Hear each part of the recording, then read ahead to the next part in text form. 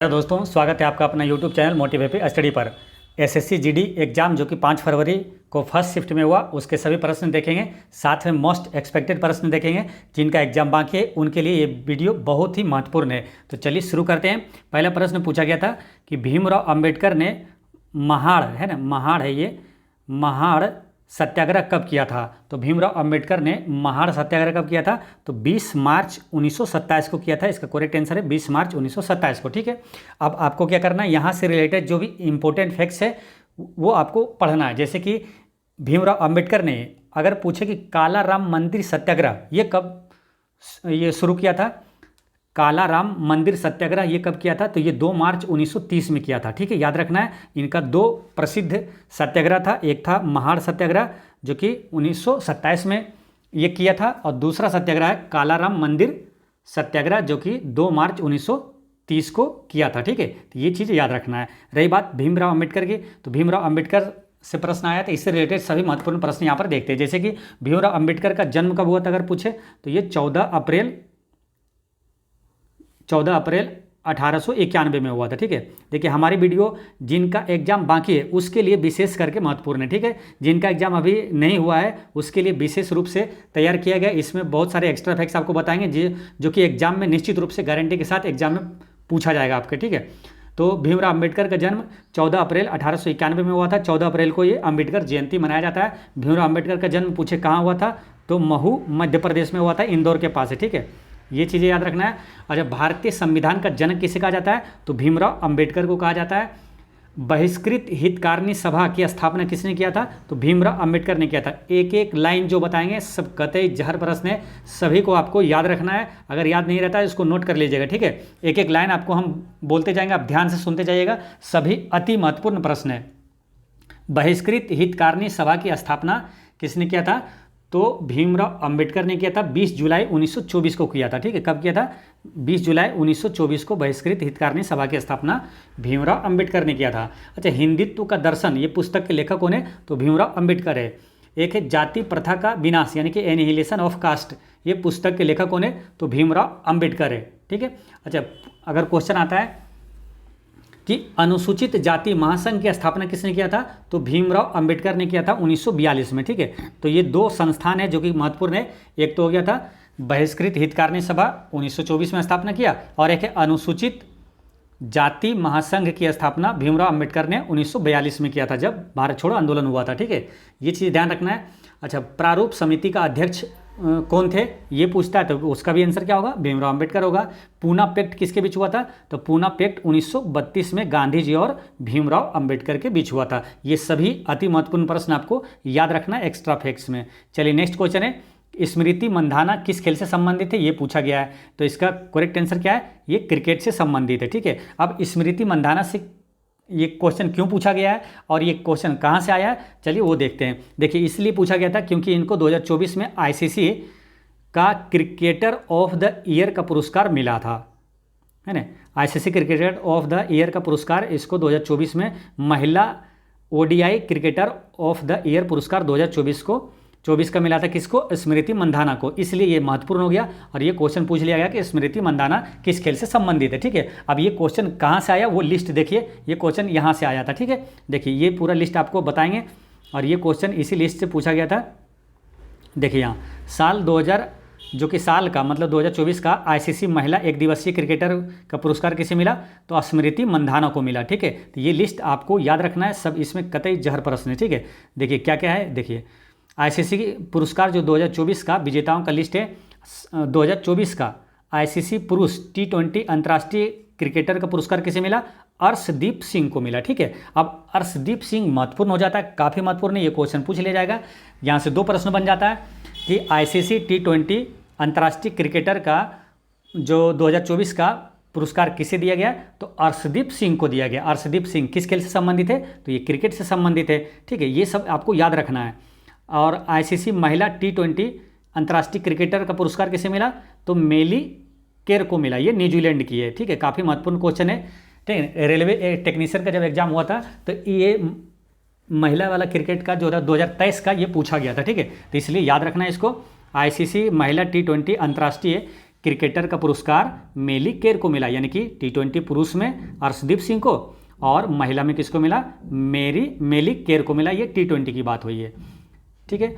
Next है किस साल का यानी 2024 का आईसीसी अंपायर का पुरस्कार मिला है, रिचर्ड इलिंगवर्थ को मिला है, जो कि इंग्लैंड का है ना। सर्वश्रेष्ठ अंपायर का पुरस्कार किसे मिला, तो मिला है रिचर्ड इलिंगवर्थ को, जो कि इंग्लैंड का है।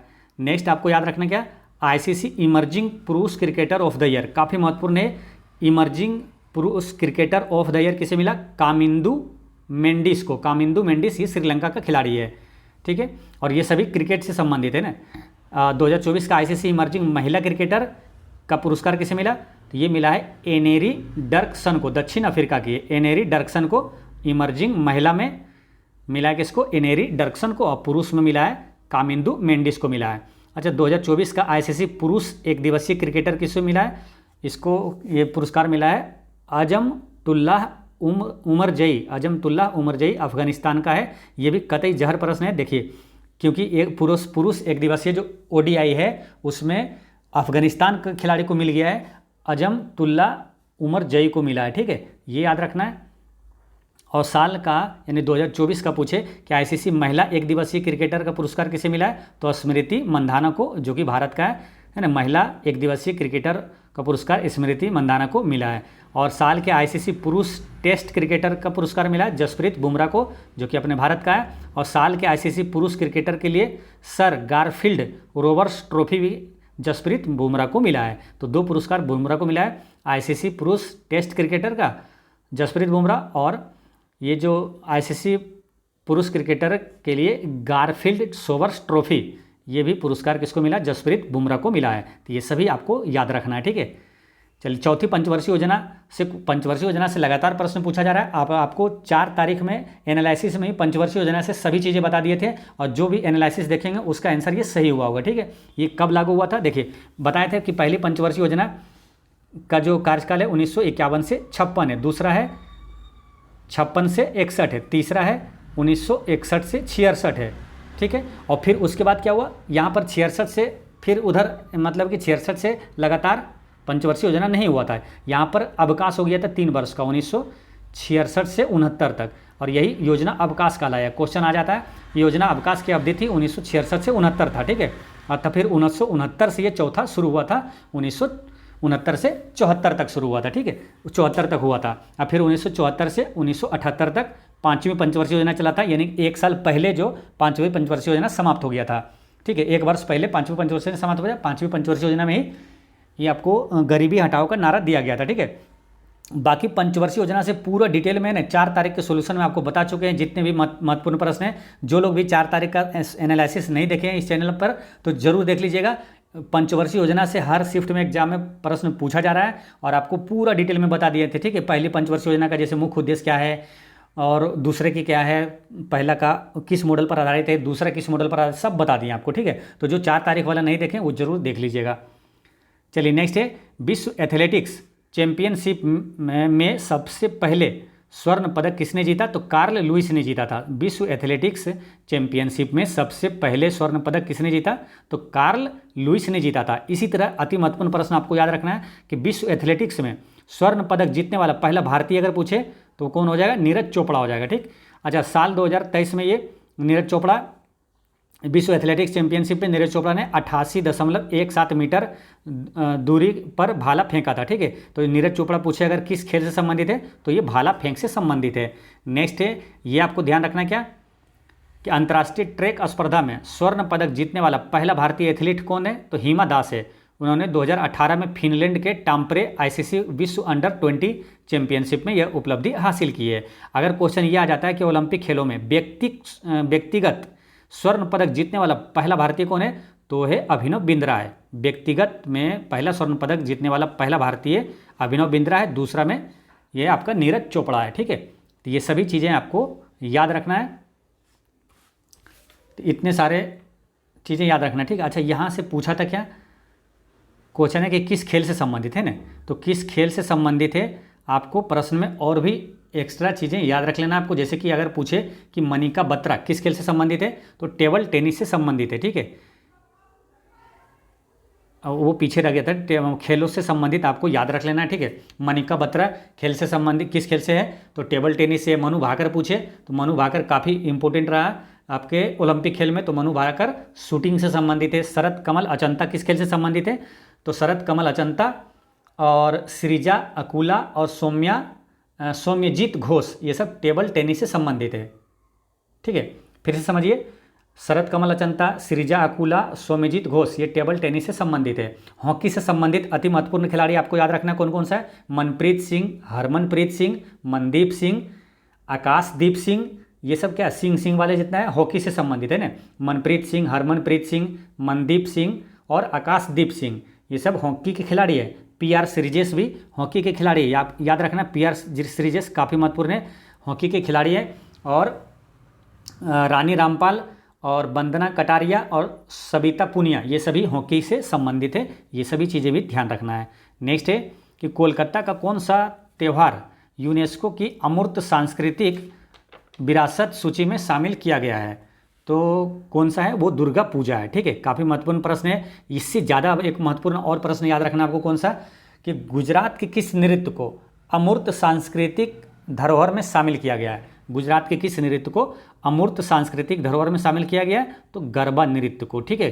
कतई जहर प्रश्न है, इसको याद रखना, रट के रखना, ठीक है। ये एग्जाम में पूछा जाएगा तो ध्यान रखना है। चलिए नेक्स्ट है कि भारतीय संविधान का 44वां संविधान संशोधन जो ये कब हुआ था, तो 1978 में हुआ था। इसी संविधान संशोधन के तहत है ना, मौलिक अधिकार से वो कौन सा संपत्ति के अधिकार को हटा दिया गया था। कब, ये 44वां संविधान संशोधन के तहत 1978 में ही, ठीक है। तो ये चीज़ें ध्यान रखना है। और अगर पूछे कि 42वां संविधान संशोधन कब हुआ, तो क्या होगा आंसर, 1976 होगा, ठीक है। ये काफ़ी महत्वपूर्ण है। मौलिक कर्तव्य जो है ना, मूल कर्तव्य किस संविधान संशोधन के तहत शामिल किया गया है, तो 42वां संविधान संशोधन के तहत ही 1976 में शामिल किया गया है। और किस समिति के अनुशंसा पर, तो स्वर्ण सिंह समिति के अनुशंसा पर शामिल किया गया था। उस समय 10 मौलिक कर्तव्य था, ठीक है, मूल कर्तव्य। और 11वां मौलिक कर्तव्य पूछे कब शामिल किया गया था, तो वो किया गया था 86वां संविधान संशोधन के तहत 2002 में। 11वां मौलिक कर्तव्य है क्या, तो वो है 6 से 14 वर्ष तक के बच्चों को निःशुल्क एवं अनिवार्य शिक्षा का प्रावधान है, ठीक है। ये सभी चीज़ें याद रखना है। और 42वां संविधान संशोधन से एक और चीज़ें याद रखना, क्या, कि समाजवादी, धर्मनिरपेक्ष और अखंडता शब्द किस संविधान संशोधन के तहत जोड़ा गया था, तो 42वां संविधान संशोधन के तहत 1976 में जोड़ा गया था, ठीक है। कुछ संविधान संशोधन जो कि सबसे लेटेस्ट है करंट अफेयर के हिसाब से आपको याद रखना है, जैसे कि संविधान जो जम्मू कश्मीर में अनुसूचित जनजाति आदेश संशोधन विधेयक 2024, इस विधेयक के तहत जम्मू कश्मीर के अनुसूचित जातियों की सूची में संशोधन किया गया था। सार्वजनिक परीक्षा वाला, ये ध्यान रखना आपको, इसका उद्देश्य क्या, सार्वजनिक परीक्षाओं में पारदर्शिता, निष्पक्षता और विश्वसनीयता बढ़ाना है, जिसमें युवाओं के ईमानदार प्रयासों का उचित मान्यता मिले। और यही जो है सार्वजनिक परीक्षा जो है ना, पेपर लीक मामले में अगर पूछा जाता है कि पेपर लीक मामले में धोखाधड़ी में न्यूनतम कितना जुर्माना है, तो 1 करोड़ रुपया है, ठीक है, या तो 10 साल तक की सज़ा है, ये भी याद रखना है आपको। नेक्स्ट है हरित क्रांति में शामिल नहीं था, तो ये ऑप्शन हो सकता है कोई थोड़ा सा अलग हो, लेकिन हम आपको बता दिए हैं, है ना, अपनी तरफ से इसमें ऑप्शन डाल दिए हैं। और इसका करेक्ट आंसर क्या बोला कि हरित क्रांति में शामिल कौन नहीं था, तो देखिए पहला क्या है, सिंचाई की अच्छी तरह से विकसित प्रणाली का उपयोग, ये शामिल था, ठीक है, हरित क्रांति में। फिर क्या है, गाँवों की सड़कों का उन्नयन, ये शामिल नहीं था। तो इसका आंसर क्या हो जाता है, ऑप्शन नंबर बी होगा, हरित क्रांति में ये गाँवों की सड़कों का उन्नयन ये शामिल नहीं था। बाकी ये ध्यान रख सकते हैं कि हरित क्रांति में सिंचाई की अच्छी तरह से विकसित प्रणाली ये शामिल था, कृषि में उन्नत तकनीक का उपयोग ये भी हरित क्रांति में शामिल था, बीजों को अधिक उपज देने वाली किस्में ये भी शामिल था, ठीक है। तो ये सभी चीज़ें ध्यान रखना है। बात करते हैं हरित क्रांति को कृषि क्रांति के रूप में भी जाना जाता है। बात करते हैं क्या, हरित क्रांति की भारत में स्थापना किसने किया था, तो MS स्वामीनाथन ने किया था। MS स्वामीनाथन जो कि भारत में हरित क्रांति का जनक कहा जाता है, 2024 में इसे भारत रत्न भी मिला है MS स्वामीनाथन को। और क्या ध्यान रखना है कि हरित क्रांति की शुरुआत कब हुआ, तो भारत में हरित क्रांति की शुरुआत जो है 1966-67 में हुआ था। और हरित क्रांति का प्रभाव जो है सबसे अधिक किस फसल पर पड़ा था, तो सबसे अधिक फसल पर पड़ा था गेहूँ है ना, गेहूँ के उत्पादन में काफ़ी वृद्धि हुई थी। हरित क्रांति के बारे में आपको और भी चीज़ें आपको बताते हैं, जैसे अगर पूछे विश्व में हरित क्रांति का जनक, तो नॉर्मन बोरलॉग है। Norman Borlaug. और भारत में हरित क्रांति का जनक एम एस स्वामीनाथन। अच्छा, श्वेत क्रांति का जनक अगर पूछे तो आंसर क्या होगा, वर्गीज कुरियन होगा। श्वेत क्रांति का संबंध किससे, तो दुग्ध उत्पादन से, ठीक है। तो ये सारी चीज़ें आपको ध्यान में रखना है। चलिए, बाकी क्रांति से संबंधित है ना पूरा लिस्ट जितना भी है, क्रांति से अगर क्वेश्चन आ जा रहा है तो आपको कल वाले यानी कि 4 तारीख वाले आपको एनालिसिस में आपको पूरा बता दिए हैं, ठीक है। तो एक बार जरूर देखिएगा, जिनका एग्जाम बाकी है वो एक भी वीडियो स्किप नहीं करना, ठीक है, क्योंकि एनालिसिस से क्वेश्चन आएगा निश्चित रूप से, गारंटी के साथ आएगा, तो इसलिए एक वीडियो भी स्किप नहीं करना है। और ख़ास करके हमारा वीडियो जो होता है वो एक्स्ट्रा फैक्ट्स विशेष इसमें रहता है, ठीक है, एक्स्ट्रा फैक्ट्स और अति संभावित प्रश्नों से लेस रहता है। नेक्स्ट क्वेश्चन क्या पूछा था कि जाकिर हुसैन के द्वारा कौन सी पुस्तक लिखी गई है, तो जाकिर हुसैन द्वारा ये पुस्तक था ब्लो हॉट ब्लो कोल्ड, है ना, blow hot blow cold, blow hot और ब्लो कोल्ड, ये पुस्तक लिखा गया था। ये कक्षा आपको 5वीं में पर्यावरण अध्ययन पाठ्यक्रम में एक पाठ है जो कि इसका नाम है ब्लो हॉट और blow cold, doctor Zakir Hussain द्वारा ये लिखा गया है, ठीक है। डॉक्टर जाकिर हुसैन की बात करें तो ये भारत के तीसरे राष्ट्रपति थे और वह एक शिक्षक और जामिया मिलिया इस्लामिया विश्वविद्यालय के संस्थापक भी थे। 1962 में भारत के उपराष्ट्रपति बने और 1967 में ये भारत के राष्ट्रपति बने थे। 1963 में भारत रत्न मिला और 1954 में इनको पद्म विभूषण पुरस्कार से सम्मानित किया गया। वे अलीगढ़ में राष्ट्रीय मुस्लिम विश्वविद्यालय के संस्थापक भी थे। और जाकिर हुसैन नाम से ही एक और है क्या, एक है ये तबला वादक है, तो इनको भी ध्यान में रखना है। तबला वादक है, जाकिर हुसैन पर लिखी गई एक पुस्तक काफ़ी प्रसिद्ध है ना, जाकिर हुसैन ए लाइफ इन म्यूजिक। इस पुस्तक के लेखक कौन है, तो यह किताब फिल्म निर्माता और लेखिका नसरीन मुन्नी कबीर ने लिखी है। नसरीन मुन्नी कबीर ने लिखी है पुस्तक। ये पुस्तक कौन सा, तो जाकिर हुसैन ए लाइफ इन म्यूजिक, ठीक, तो ये ध्यान रखना है। नेक्स्ट है, भारत में कौन सा शास्त्रीय नृत्य जो महिलाओं द्वारा एकल किया जाता है, मतलब अकेले महिला द्वारा ये नृत्य किया जाता है, तो ये मोहिनी अट्टम है। मोहिनी अट्टम कहाँ का है, तो ये केरल का है और कथकली भी केरल का है, ठीक है। तो ये महिलाओं द्वारा केवल किया जाता है, ये मोहिनी अट्टम है। अब जिनका एग्जाम बाकी है उसे याद रखना कौन सा नृत्य केवल पुरुष द्वारा किया जाता है, तो डमहल नृत्य है जो ये केवल पुरुष द्वारा किया जाता है। और डमहल नृत्य का जो विकास किस राज्य में हुआ था, तो ये हुआ था जम्मू कश्मीर में हुआ था। डमहल नृत्य का उत्पत्ति जम्मू कश्मीर में हुआ था, तो याद रखना है पुरुष द्वारा केवल मनाया जाता है वो डमहल है, ठीक है। इसी तरह एक अति महत्वपूर्ण और प्रश्न पूछा जाता है कि कथकली के बारे में पूछा जाएगा, कौन से शास्त्रीय नृत्य को मुखौटा नृत्य भी कहा जाता है। तो कथकली जो है ये भारत के शास्त्रीय नृत्यों में से एक है। यह नृत्य संगीत और अभिनय का मिश्रण है। कथकली में पुरुष अभिनेता नर्तक रंगीन मेकअप वेशभूषा और चेहरे पर मुखौटा लगाते हैं, ठीक है। तो मुखौटा लगाकर नृत्य कौन सा किया जाता है, तो कथकली, ये ध्यान रखना है, ठीक है। ये चीज़ें याद रखना है। अब बाकी आपको शास्त्रीय नृत्य के बारे में आपको कल भी बताए थे 4 तारीख वाले में, और यहाँ भी आपको एक बार रिवीजन करवा देते हैं क्योंकि हर शिफ्ट में ये क्वेश्चन पूछा जा रहा है शास्त्रीय नृत्य से। तो शास्त्रीय नृत्य की बात करें तो है ये कितना, देखिए टोटल आपको 9 बता रहे हैं, ठीक है यहाँ पर। लेकिन अगर क्वेश्चन पूछा जाए कि संगीत नाटक अकेडमी के अनुसार, संगीत नाटक अकेडमी के अनुसार भारत में कुल कितने शास्त्रीय नृत्य है, तो 8 शास्त्रीय नृत्य, ठीक है। लेकिन अगर क्वेश्चन आ जाए कि संस्कृति मंत्रालय के अनुसार भारत में कुल कितने शास्त्रीय नृत्य है, तो 9 है, ठीक है। वो जो कि 9वां जो है ना, 6 शास्त्रीय नृत्य को संस्कृति मंत्रालय ने इसे शास्त्रीय नृत्य का दर्जा दिया है, ठीक है। तो ये ध्यान रखना है। तो कौन सा किस राज्य से है ये याद रखना है, आपको कल भी याद करवाए थे। भरत तमिल है ना, भरतनाट्यम तमिल। कथक उत्तर भारत का, कथकली केरल का। तो कथक और कथकली में कन्फ्यूजन हो तो ऐसे रिलेट करना है, कथकली लो आ रहा है केरल, कथकली केरल, और केरल से एक और कौन, मोहिनी अट्टम भी है, ठीक है। तो कथक हो गया उत्तर भारत, या तो उत्तर प्रदेश बोलिएगा, ठीक है। और कुचिपुड़ी आंध्र प्रदेश का है, आपको याद करवाए थे। कचकापुड़िया आंध्र में खा गए, यानी कुचिपुड़ी आंध्र प्रदेश का, ठीक है। अगर एग्जाम में आए तो किसी भी कीमत पे नहीं छूटेगा। जैसे पूछा ना कि कुचिपुड़ी किस राज्य से संबंधित है, तो दिमाग में तुरंत आ जाएगा कि कचकापुड़िया आंध्र में खा गए हैं, ठीक है। कुचिपुड़ी आंध्र प्रदेश से है। ओडिसी और मणिपुर, ये दोनों नाम से याद रहेगा। ओडिसी ओडिशा का और मणिपुरी मणिपुर का है। मोहिनी अट्टम और कथकली ये दोनों बता दिए थे, केरल का है। सतरिया असम, सो से रिलेट करना है, सतरिया असम है ना। 6 शास्त्रीय नृत्य जो है ये पश्चिम बंगाल, छत्तीसगढ़ और झारखंड में भी मनाया जाता है ये।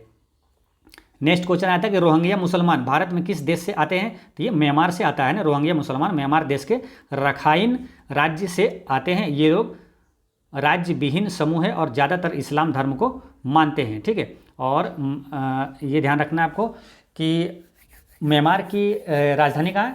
तो नाए पीडा है ना, नाए पीडा म्यांमार की राजधानी है, नाए पीडा। काफ़ी महत्वपूर्ण है। पड़ोसी देश के बारे में आपको कल वाले एनालिसिस में सब चीज़ बता चुके हैं। सभी पड़ोसी देश का राजधानी, सभी पड़ोसी देश जो अपना भारत का पड़ोसी देश है उसकी आधिकारिक भाषा, राजधानी, मुद्रा, ये सब आपको याद रखना है। ठीक है, कल वाले में बता चुके हैं, तो इसलिए वहाँ पर जरूर देखिएगा और याद रखिएगा पड़ोसी देश के बारे में सब चीज़। ठीक है, सबकी आधिकारिक भाषा क्या है, जैसे म्यांमार की मुद्रा का नाम है आपका क्या याद रखना है, कयात। म्यांमार की आधिकारिक भाषा क्या है, बर्मी। ये सब चीज़ें याद रखना है। भारत के वर्तमान शिक्षा मंत्री कौन है, तो धर्मेंद्र प्रधान है ना। धर्मेंद्र प्रधान वर्तमान में शिक्षा मंत्री है। ये जून 2024 में नई दिल्ली में केंद्रीय शिक्षा मंत्री के रूप में पदभार ये ग्रहण किया। ठीक है, अब देखिए ये अब आने लगा क्या, कौन क्या है, वर्तमान में कौन क्या है, तो एक बार जरूर देख लीजिएगा वर्तमान में कौन क्या है। जैसे अभी वर्तमान में गृह मंत्री कौन है, तो अमित शाह है, अभी बजट पेश किए हैं। वित्त मंत्री निर्मला सीतारमण है। और रक्षा मंत्री कौन है, राजनाथ सिंह है। ये सभी चीज़ें। खाद्य एवं प्रसंस्करण मंत्री पूछे तो वो कौन है, चिराग पासवान है। ठीक है, अच्छा ये शिक्षा मंत्री बने हैं ये है ना, धर्मेंद्र प्रधान। ठीक है, और ये पहले थे ये पेट्रोलियम मंत्री। ठीक है, तो इनको शिक्षा मंत्री बना दिया गया है। ठीक है, तो और ये कौन क्या है, तो ये सब चीज़ें आपको ध्यान रखना है। ठीक है, चलिए नेक्स्ट क्वेश्चन क्या आया था कि कौन सा राज्य नंदी पुरस्कार देता है। नंदी पुरस्कार देता है ये आंध्र प्रदेश राज्य देता है। ठीक है, अगर पूछा जाए कि तानसेन पुरस्कार कौन सा राज्य देता है, तानसेन पुरस्कार कौन देता है, तो मध्य प्रदेश देता है। ठीक है, और कालिदास सम्मान किस राज्य द्वारा दिया जाता है, तो कालिदास सम्मान भी ये मध्य प्रदेश द्वारा दिया जाता है। ठीक है, तो ये चीज़ें आपको याद रखना है। चलिए नेक्स्ट क्वेश्चन क्या है कि शुंग वंश का अंतिम शासक की मृत्यु किस सदी में हुई थी। तो ये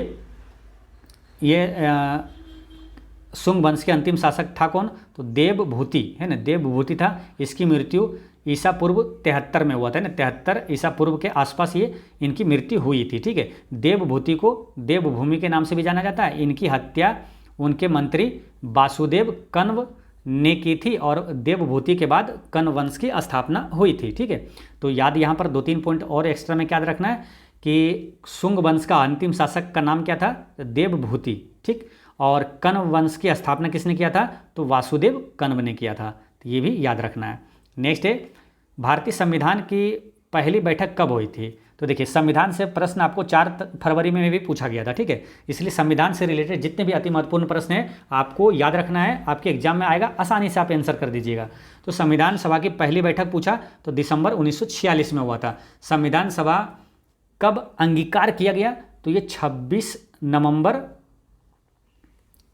1949 को। ठीक है, देखिए एक्स्ट्रा फैक्ट्स आपको बताएंगे बहुत सारा, लेकिन यहाँ पर पहले ये देख लीजिए कि दिसंबर 1946 को नई दिल्ली के संविधान हॉल में इसकी बैठक हुई थी और इसकी बैठक की अध्यक्षता सच्चिदानंद सिन्हा ने किया था। अब यहाँ पर समझिए, देखिए पहली बैठक कब हुई, तो 9 दिसंबर 1946 को हुआ था और इसका अंगीकार कब किया गया था, 26 नवंबर 1949 को भारतीय संविधान को अंगीकार किया गया है। ठीक है, तो याद रखना है ये दोनों डेट के बीच जो गैप है ना, जैसे 9 दिसंबर 1946 को पहली बैठक हुई और अंगीकार किया गया था 26 नवंबर 1949 को, तो ये दोनों के बीच जो टाइम है ना, वही टाइम है जो कि पूछा जाता है इनके संविधान बनने में कितना समय लगा। तो 2 वर्ष, यही टाइम जो है 2 वर्ष 11 माह 18 दिन। ठीक है, तो याद रखना है संविधान बनने में कितना लगा, 2 वर्ष 11 माह 18 दिन लगा था। और ये 26 नवंबर से एक अति महत्वपूर्ण प्रश्न आ जाएगा आपसे कि पूछा जाएगा कि संविधान दिवस कब मनाया जाता है, तो ये 26 नवंबर को ही मनाया जाता है, क्योंकि ये 26 नवंबर को अंगीकार किया गया था, यहीं से वो डेट लिया गया संविधान दिवस का। 26 नवंबर को और एक कौन सा दिवस मनाया जाता है, तो राष्ट्रीय दुग्ध दिवस मनाया जाता है। ठीक है, तो ये ध्यान रखना है। अच्छा, कतई जहर प्रश्न कौन कौन सा है, देखिए पूछा जाए ना अगर कि संविधान सभा का विचार किसने दिया, संविधान सभा का विचार सबसे पहले किसने दिया था, संविधान का भारतीय संविधान का विचार सबसे पहले किसने दिया था, तो वो दिया था M.N. राय। ठीक है, लेकिन कन्फ्यूजन वाला प्रश्न एक और आता है यहाँ कि भारतीय संविधान का संवैधानिक सलाहकार कौन था, तो सलाहकार कौन था, उसका नाम था B.N. राव। अब देखिए दोनों में कन्फ्यूजन जैसा है ना, कन्फ्यूजन ही कन्फ्यूजन है।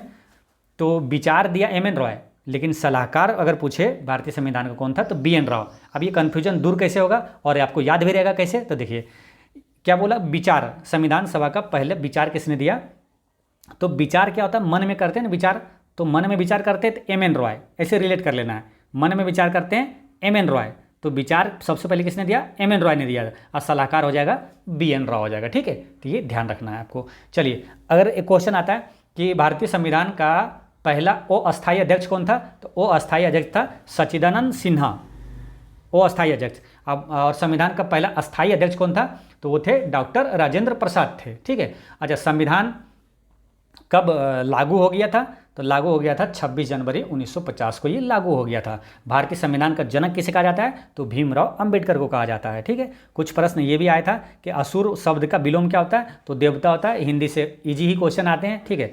और अकेला का तत्सम शब्द क्या है, तो एकल है, अकेला का तत्सम शब्द क्या है, तो एकल है, ठीक है। और मैथ से भी आपको सिंपल इंटरेस्ट से क्वेश्चन आ रहा है, रेशियो से आ रहा है, और कंपाउंड इंटरेस्ट से क्वेश्चन आ रहा है, ठीक है। तो इजी ही क्वेश्चन रहता है, बस आपको जो बेसिक नॉलेज है तो आप आसानी से बना दीजिएगा, ठीक है। तो चलिए ये वीडियो आपका फर्स्ट शिफ्ट का होता है समाप्त। मिलते हैं नेक्स्ट वीडियो में सेकंड शिफ्ट के साथ। पढ़ते रहें, मुस्कुराते रहें। जय हिंद दोस्तों।